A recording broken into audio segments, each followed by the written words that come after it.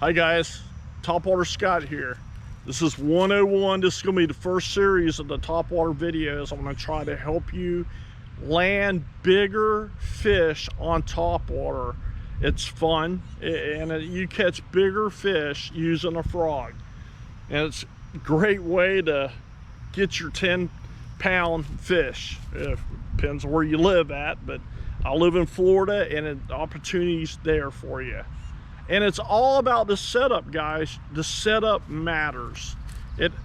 I'm telling you, if you don't have the right setup, you're going to lose a lot of fish. You got to have braid, but it's not all braid. Okay, I got a Canyon reel. This is my setup. It's a Canyon reel, lockdown. It's got 25 pounds of drag, and then I only got 30 pounds of a braid on here. That's all you need, guys. 30 pounds of braid. You don't need 65. You don't need a 100-pound braid. What happens when you're throwing heavy braid, it lays in the water really heavy. You'll start getting stuck in lily pads and all the muck and stuff, and then your frog gets all gooed up. You want that frog kind of floating. So that's what I'm going to get with you after I tell you about the rod. The rod, this is a custom rod I got built for me. This one's like an 8'3". It's medium heavy. Actually, I think it's, yeah, this one's heavy. You need a long rod, because when you're frog fishing, all you do want to do is just pitch it out there and you just move it. You don't need something, it's like a short rod, and you want something to get it out, the fish out of the cover. And plus, you cast a long ways with a longer rod. And you can pitch that. I love pitching a frog. I mean, you don't have to just chunk it in there. You could ride down the bank line and just pitch that frog and just move it a little bit, and you'll catch giants. On the drag, when I'm bass fishing, don't over tighten it. Don't just yank it down on it. Let it have some run. When you hang a big giant 10-pound bass on this, you don't want to have it with us like no drag at all. You want him kind of run a little bit, get you in the weeds, he gets grass on his face, you got the fish. If he wraps you around her, go get the fish. Don't try to horse the fish out. I see so many people, when they hang a giant fish, 6, 7, 8-pound bass, and they end up losing it because they didn't let it run. You want to finesse. It's finesse fishing, guys. You want to finesse it. And here's another one. Okay, you're like at Lake Okeechobee. You know the big bite's on. Go with the big frog. I love using the big frog. But when they're kind of hesitant and they're not biting very well, you will catch so many bass on a light profile. This light profile, when you're twitching it, it's a bigger profile anyway. Me, I don't cut nothing off the frog. Just leave it alone. And I do add Pro-Cure to it. It's minnow. I add minnow Pro-Cure to it. Anything you want to add to it is when the bass hits it and gets it in its mouth, he'll hold it longer. Okay? The rod, this rod's 8'3". You want a good bend into it, guys. You want it curling. You don't want to like super saltwater fishing like when I'm out there snook fishing. You don't want to do that. You want it a good bend, the finesse, and control that bait. Okay. I was talking about no straight braid, right? Okay, this is fluorocarbon. 30 pound. That's all you need, guys. I catch snook and tarpon with a little bit of 30 pound, 40, 50 pound fluorocarbon. Heavier you do, worse off that action of that bait. I'm telling you, you need the natural looking of the bait moving really good. So I'm gonna show you how to do this. And another thing, when you're throwing into pads, this is slick. It comes through the pads easier. Braid won't. It'll get tied up in there, and then you're stuck, and you're doing this, pulling in there, you're scaring the fish, and it's just messing it up. Another thing about braid, when you're hanging a bass would braid and his abrasion on his teeth, you would cut that braid up. You will actually pop a fish with 65-pound test line. This won't. Fluorocarbon slides the frog smoothly on top of the bass's mouth. Okay? So when I tie this, I usually use about 24 inches on the leader, and I tie it with a uni knot. So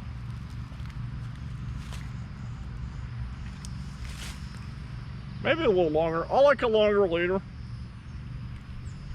about that long.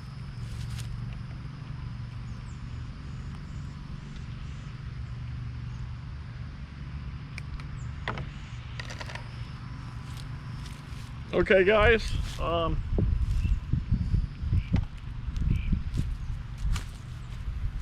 this is started. It won't break. This don't stretch. Here's a uni knot. It's line to line. This is what I do with my saltwater stuff when I'm on the redfish tour, and artificial and for big saltwater fish. Put both lines together. Okay, we'll start with the braid. This is a must, guys. The braid gets a lot more wraps. So you go just like this straight with the braid tag in, you go inward, just like that. Pinch it with your thumb, just like that, guys. All right, wrap it 1, 2, 3, 4, 5, 6, 7, go 10. I'm gonna just go with 7. Try to make the video short. You pull it together just like that. Wet it, guys. Go easy. You want to wet it, take your thumb, have it straight down. There you go. Look at that knot. All right, hold it just like that, let it go. The braid end's done. All right, here's the mono. I mean, not the mono, the fluorocarbon. Twist it, pinch it with that hand. I would go for 5 times. 5 times. I like it looks good too. It's like a springy knot.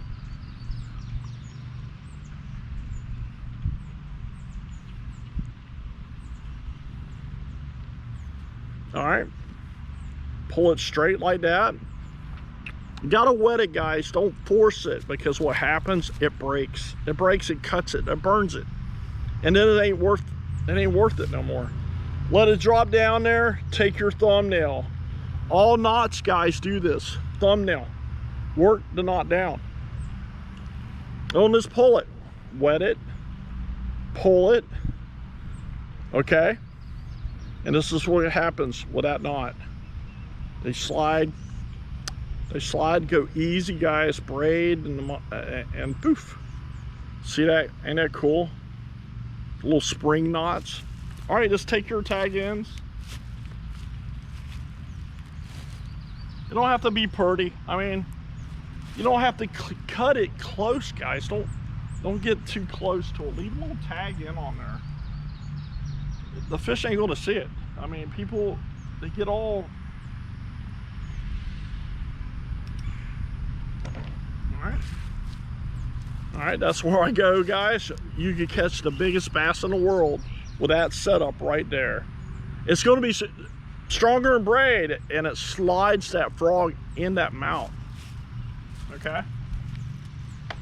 My favorite is the cricket. The cricket is my favorite. The smaller junior, I love it. You catch so many. I caught a lot of 8 and 10 pound bass off this.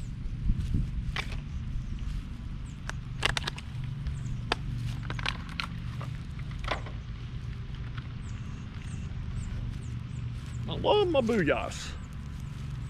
Okay, this is a trilene knot, guys, I use. I love a trilene knot because it goes and secures, and it's just awesome knot. It won't slip. That's what I'm trying to tell you. All right, let's see how easy we could go here. All right, guys, go in straight. Take that tag in and go back the other way. The same way you went in. You see it? Do it again. You go in through the eye.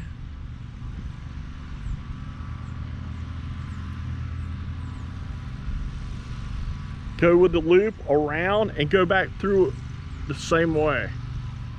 All you're doing is making a loop. This is probably my favorite knot. The trolley knot's is my favorite knot. Pinch it, make it smaller, just like that. I go 5 wraps. Twist it, 1, 2, 3, 4, 5. All right, you got your tag in. Go through the loop, right down the middle, guys. Pinch it with that one. Make it straight, just like this. Don't even start moving it down. Wet it pretty good. Tag down. When it starts to snug really kind of tight, remember guys, the fingernail. See, get it kind of like that. Take that, push it down. Take the bait, pull it. Fingernail again, pull it down, ping it. You got a nice, cool knot. And this knot will